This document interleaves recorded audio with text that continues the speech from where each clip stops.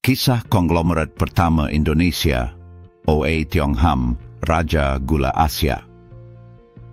Pada awal abad ke-20, Indonesia memiliki seorang pengusaha yang namanya begitu legendaris dalam dunia bisnis, O.A. Tiong Ham. Dikenal sebagai Raja Gula Asia, ia berhasil membangun kerajaan bisnis yang begitu besar dan berpengaruh, tidak hanya di Indonesia, tetapi juga di tingkat internasional.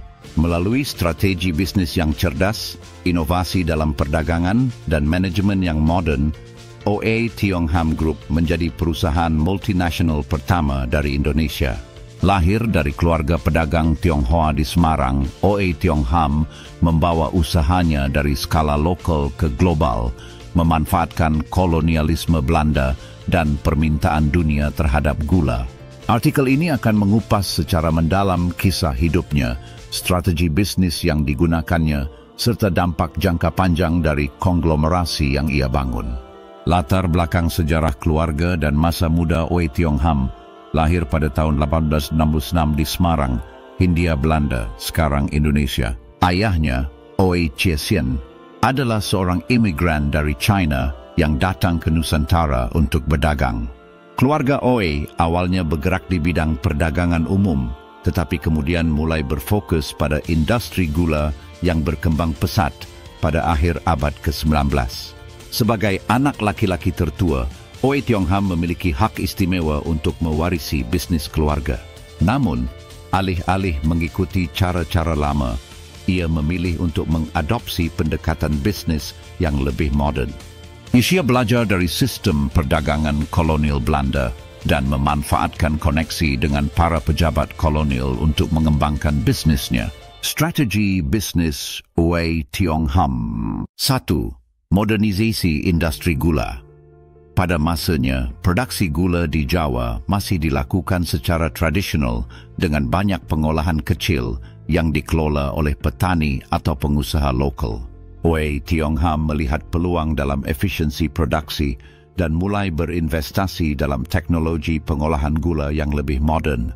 Ia membangun pabrik-pabrik besar dengan peralatan canggih yang dapat menghasilkan gula dalam jumlah yang lebih besar dan dengan kualitas yang lebih baik dibandingkan pesaingnya.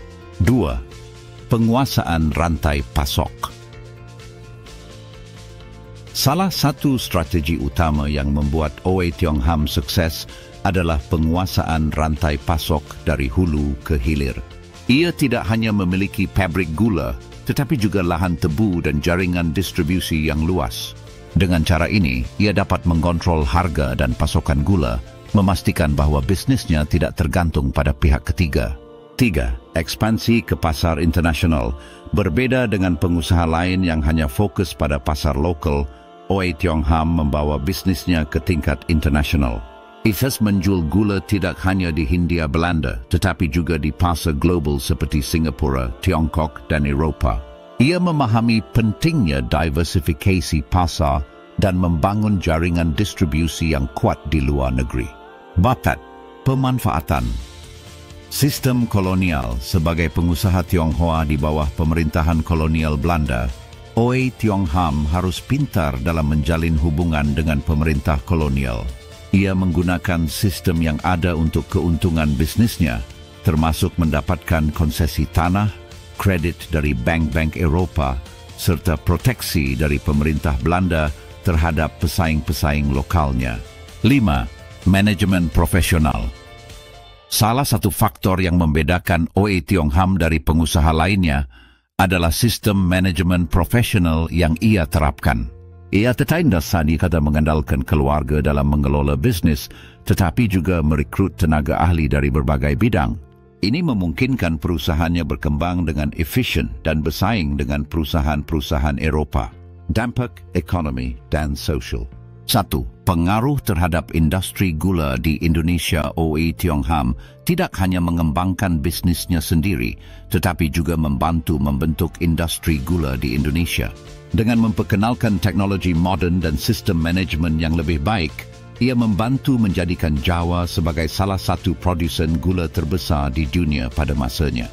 2. Meningkatkan peran pengusaha Tionghoa di Indonesia. Kesuksesan O.A. Tiong Ham menjadi inspirasi bagi banyak pengusaha Tionghoa lainnya di Indonesia. Ia menunjukkan bahwa dengan strategi yang tepat, pengusaha pribumi dapat bersaing dengan perusahaan-perusahaan Eropah yang lebih besar dan memiliki modal lebih kuat.